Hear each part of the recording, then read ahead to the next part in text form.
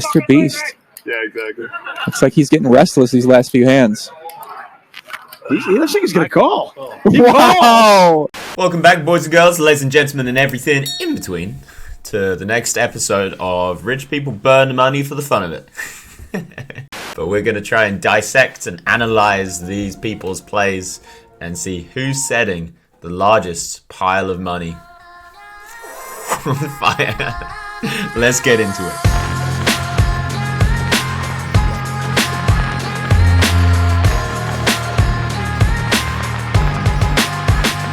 So this hand starts pretty inconspicuously with no straddle on. They're just playing the normal 100, 200s. You know, the classic small stakes of $200 for the big blinds, which we're all used to playing. And Alan Keating limps in under the gun +1 for 9 for offsuit. Now, just for a little bit of strategy, it's fine to limp some hands. Like, often you'll find poker players saying you should never just call before the flop. If you're the first person, you should always be raising. I don't fall into that. I think you have all of the tools in your toolkit. However, 9-4 off limp, it's not even a tool at this point. It's like you're trying to fit like a broken stick into your tool belt. It's not a play you want in there. And it is better off just discarding this. If you want to be limping some hands, perhaps you want there to be some like pocket 2s, pocket 3s, get in cheap, try and hit a set, maybe some 7-8 suited, 7-5 suited. You want to build a small pot, but if you hit big, then you can put all the money in. And maybe you want to balance that if you're that kind of guy to do it with pocket aces, pocket kings, pocket queens, some ace king perhaps. But really you can do anything on this table if you want to, because people are playing so crazy. Whereas 9-4 off against a bunch of crazy people just isn't going to be doing so well.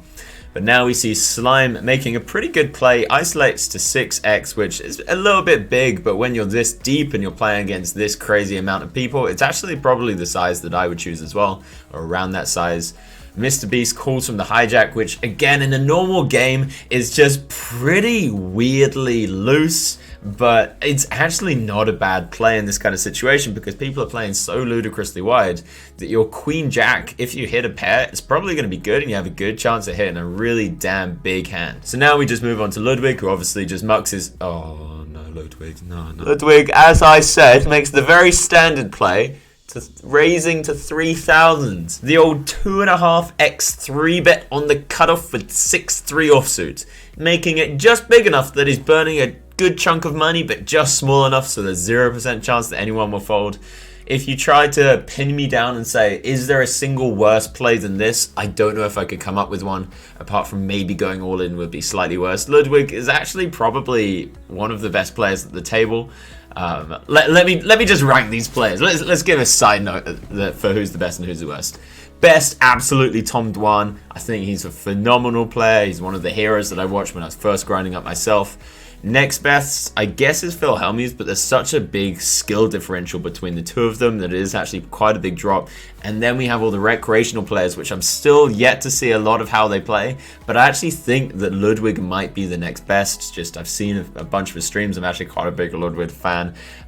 He definitely needs a lot of coaching. Ludwig, hit me up. You're burning so much money. You could be making so much more.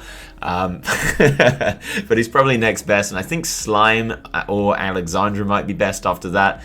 And then Mr. Beast might be somewhat of a whale in this kind of game. But I think he knows it. And I think he loves it. Ninja is one of the players I really have never seen him play poker. I haven't seen any of his hands that he's played, so we'll analyze him later and see if he's any good. I don't know where to put him in the list just yet. Alan Keating, fuck knows.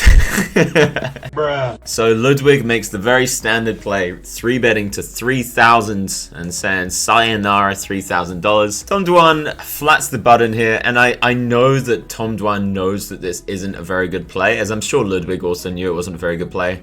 But when the cameras are on and you want to be invited back to these games, sometimes you justify making pretty loose plays, and I'm sure that he could just about make this slightly, maybe even break even, maybe a slightly losing play in the long run. But given that he wants to be invited back to this ludicrously good game, I think I really, really like this play. Phil Hellmuth being an absolute nit, mucking the queen 4. So Ninja lays down 10-9 offsuit from the big blind, and it is back round to Alan Keating, who throws it in the... Oh, come on. 200, maybe more. She's different talent, man. And Alan's just all in. I didn't give Sometimes you I money. didn't give you Yeah, money to fucking do this. 50K. I would have kept my fucking 50K. Look at that. He said I would have kept my 50K if I knew you were going to do this. So Alan Keating decides to throw a couple of Teslas in the middle with the 9-4 offsuit. I can see his thought process. If he knows that Ludwig's pretty light and he might have a read on him, he might just think he could get through him. He knows that if Tom Dwan has anything decent, then he would have 4-bet. And he can just pick it up. He really only has slime to get through. And let me just say, as much as I can kind of relate to the thought process, this is a punt and nothing more, nothing less than a punt. In poker, this is something that dreams are made of, to be playing in this kind of lineup where people are just throwing in fucking houses left, right, and center just for the fun of it. And I'm sure that Alan is smart enough to know that this is a punt. Perhaps he was in a particular kind of mood. Perhaps this is just how he plays poker. Who knows? Who cares? Let's see what happens. He shoves all in with the 9-4 offsuit for 154,000. Mr. Beast with the Queen Jack offsuit. And we're background to Mr. Beast. And the question is, how much money is Mr. Beast willing to burn? Because from his perspective, there's no way he has the best hand. There's no way that Alan's going to be going in with less than Queen Jack.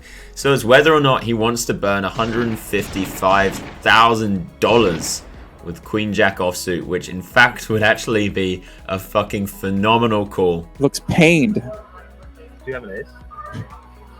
I can't tell you the contents of my hand, and I'll feel, you know. Did you just borrow all that? Yeah. I'm not You're paying. not sick. Take it.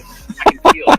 Nice that Mr. Beast is kind of looking to get reads here. This is so much of what poker is and so much of what we've lost in poker. Staring that motherfucker down on the other side of the table and trying to implant your vision into his soul and find out whether you have the best hand or not. And it is sad to see how much of poker has just turned into like, oh, if we want to find the right 3-bet frequency, I think you might want to put it down to 16.4% with the blocking unblocker frequencies. Bruh. And it's just so boring to watch. So it is really good to see somebody like Mr. Beast who understands entertainment, who's there to have a good time, bring back that fun about the game, which is so beautiful to the people that want to watch it. I will say that Alan Keating, for somebody that's just put 155k in with 9-4 offsuit, is looking pretty damn comfortable.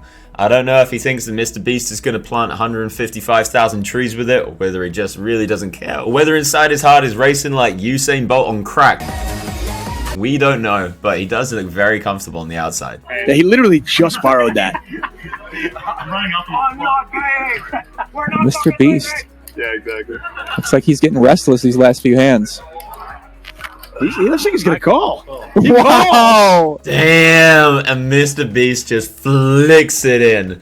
Ludwig and Tom getting out the way. Let's see the run out. Let's see what happens. I guess I'm rooting for Mr. Beast. I guess I want everybody's eyes to watch Mr. Beast play another player and win $317,000 in one pot. But honestly, it's hard not to root for Alan as well when he's got such big conas putting in the 9-4. Let's see what happens. No way. Yeah. How many times? Once. What, we pussies? Hold on, dealer. Don't do these cards. I gotta tell you, you were not supposed to call this. What do you have? Yeah. Wait, what do you have? Aces then. I got... Nothing. That's an excellent hand. Oh, for what? Are you ahead? What a good call, Jimmy. Yeah. What a good call, Oh Jimmy. my god. Are you ahead? I love that. Bro, if Guy I shows lose, I'm just 9-4. Are walking you out the door ahead? and I'm never coming back. I'm not paying you back. I'm not paying anyone back. I'm just never coming back. So if you're a newer poker, great flop for Mr. Beast. He's just dodging a 9 or a 4. The 3 and the deuce on there does mean that you can have some backdoor straight opportunities. So if it runs out something like 5-6, then Alan will have a straight. But so far, so good. He wins this 4 out of 5 times. Let's see what happens. This is the first time the entire... If you lose this, you want to sell some debt? We'll figure it out. Blood. I swear to God. Alan needs a 9 or a 4. I swear to God if I lose. Six. Magic's gonna... Don't let it happen to me. River a 6. Don't let it happen to me. Magic, show me the 6. I know. Yeah, boys! Get in there! Come on, boys! That's what happens. $316,900 pot with the queen high standard hand. But we love to see I it. was sitting there, I was just thinking, I was like, I just gave this motherfucker 50 Fuck, I love grand just poker. for him to all in on me. You got it. Oh my. It went through. It went through. What Yeah. planet am I on right now? But let me just count how much GT. I might pay her back. Oh no, is out the window completely here. Mr. Beast, the $300,000 pot calling with the Queen Jack offsuit.